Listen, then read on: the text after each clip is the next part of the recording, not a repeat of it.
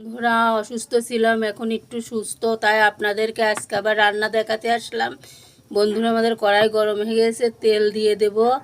আমি আপনাদেরকে আলু দিয়ে পটল দিয়ে রুই সর্ষে দেখাবো।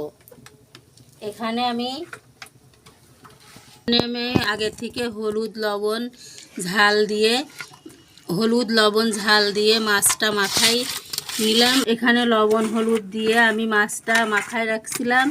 এখন তেল গরম হয়ে গেছে, মাছটা তেলে ভেজে নেব। আমি সব মাছগুলো দিয়ে দিয়েছি। এখানে আমি রুই সর্ষে বানাবো। আমি রুই সর্ষের জন্য মাছগুলো কড়া করে ভেজে নেব। বন্ধুরা, আমরা মাছগুলো সুন্দর করে উল্টায় দেব, কড়া করে ভেজে নিব। মাছ উল্টায় দিলাম সবগুলো। বন্ধুরা, আমাদের সব মাছ ভাজা হয়ে গিয়েছে। আমরা এখন মাছগুলো সব তুলে নিব। বন্ধুরা, আপনাদেরকে আমি বেশি কথা বলছি না, রান্নাটাই দেখাচ্ছি। এই কারণে আমার শরীরটা খুব খারাপ। আমি আজকে একটু ভালো, তাই আপনাদেরকে রান্না দেখাতে আসলাম। মাছ ভাজা তেলে একটু জিরা দিয়ে দেব, আলু পটল দিয়ে দেব। এখানে আমি আলু পটল সুন্দর করে একটু ভাজা ভাজা করে নেব। যেহেতু আমি শস্য রুই বানাতে যাচ্ছি পটল আলু দিয়ে, এই জন্য আমি সুন্দর করে ভেজে নেব। বন্ধুরা, পরিমাণ মতো লবণ দিয়ে দেব।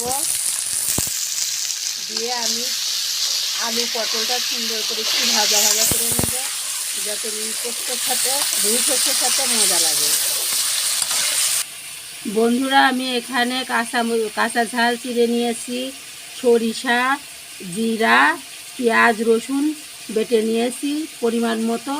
আমি এইটা এখন এই ভাজা পটল আলুর উপরে ছড়াই দেব। আমি এখন এটা এর উপরে দিয়ে দিলাম। পটল আলুর সাথে আমি এই মশলাটা সুন্দর করে কষে নেব। প্রত্যেকটা মশলারই একটা গন্ধ আছে, সেটা যেন চলে যায়, এই কারণের জন্য সুন্দর করে আমি কষে নেব। বন্ধুরা, আমি এখানে ঝালের গুঁড়ো দিয়ে দেব, পরিমাণ মতো হলুদ গুঁড়া দিয়ে দেব।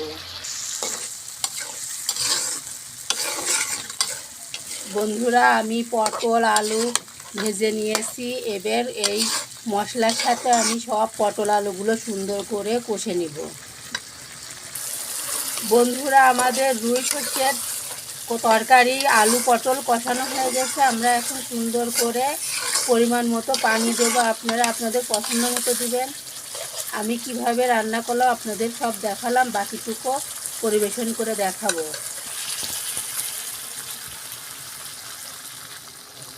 বন্ধুরা, আমরা পরিমাণ মতো পানি দিয়েছি, এখন ঢেকে দিব।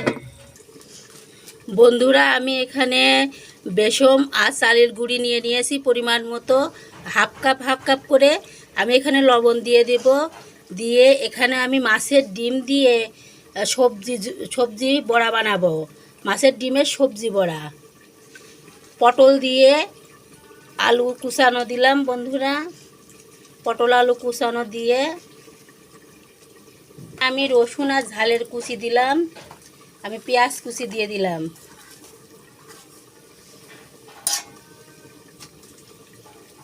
এখানে আমি পরিমাণ মতো লবণ দিলাম।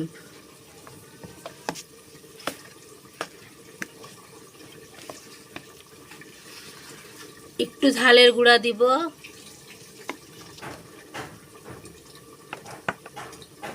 একটু হলুদের গুঁড়া দিয়ে দিব। পটল, পেঁয়াজ, রসুন এগুলো বেসম আটার সাথে চটকায়ে একটু মাখাই নিব।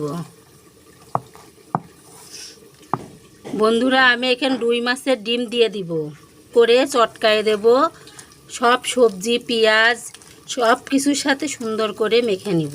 বন্ধুরা, আমি এখানে চালের গুঁড়ো ব্যবহার করেছি, আর বেসম আপনারা পারলে চালের গুঁড়া আর বেসমই ব্যবহার করবেন, এমনি আটা দিয়ে ভালো লাগে না। আমি এখানে একটু কাঁচা জিরা দিয়ে দিব। বন্ধুরা, যত সুন্দর করে জিরা এটিয়ে দিয়ে মাখানো হয় বড়াটা ততই মজা লাগে, কিন্তু কাঁচা জিরা দিলে বন্ধুরা সব কিছুর ফ্লেভার ভালো আসে, খেতেও ভালো লাগে। আমি কিভাবে বড়াটা বানাই আপনাদেরকে দেখাবো, আপনারা দেখতে থাকুন। আমি কিভাবে মাখালাম আপনাদের সব দেখালাম। আপনারাও এইভাবে মেখে নেবেন। আমাদের মাছটা হয়ে গিয়েছে, শস্য পোস্তর তরকারিটা হয়ে গিয়েছে। আমি এখন মাছটা দিয়ে দিব। ঢাকনা খুলে দেখি, তরকারি প্রায় হওয়া। এখন মাছগুলো এর উপরে সাজাই দিব।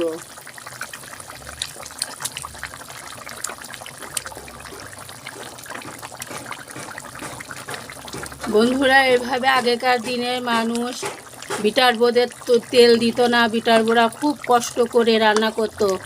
এই সর্ষে বেটে তারা রান্না করতো, ভেল্লা বেটে রান্না করতো। আমি আপনাদেরকে সেই পদ্ধতিতে রান্নাটাই দেখালাম। আমি ঢেকে দেব একটু।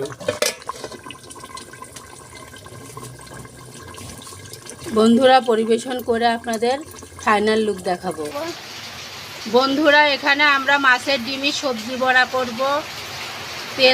কড়াই তাইতে গেছে, তেল দিয়ে দেব। বন্ধুরা, বন্ধুরা আমাদের তেল গরম হয়ে গেছে। এখানে প্রচণ্ড বৃষ্টি হচ্ছে। বন্ধুরা, আমরা মাছের ডিমের বড়া করে নিব। আপনারা এইভাবে করে নেবেন, দেখবেন খুব। বন্ধুরা, আমি এই বড়া এইভাবে সুন্দর করে দিলাম। আপনারা আপনাদের পছন্দ মতো দিবেন। এভাবে গরম ভাতের সাথে কার কার খেতে।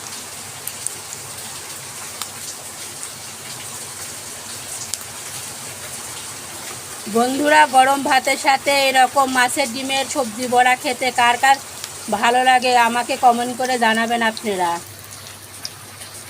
বন্ধুরা, আমাদের ডিমের বড়াগুলো আমি সুন্দর করে উল্টায়ে মুসমুসি করে ভেজে নিব। আপনারাও এভাবে ভেজে নেবেন, গরম ভাতের সাথে খুব মজাদার লাগবে।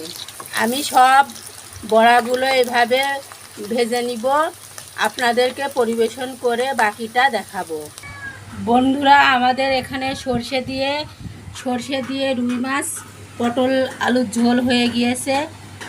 এখানে আমাদের রুই মাছের একটু ডিম ছিল, সে ডিম দিয়ে পটল আলু দিয়ে পেঁয়াজ দিয়ে সবজি বড়া হয়ে গিয়েছে।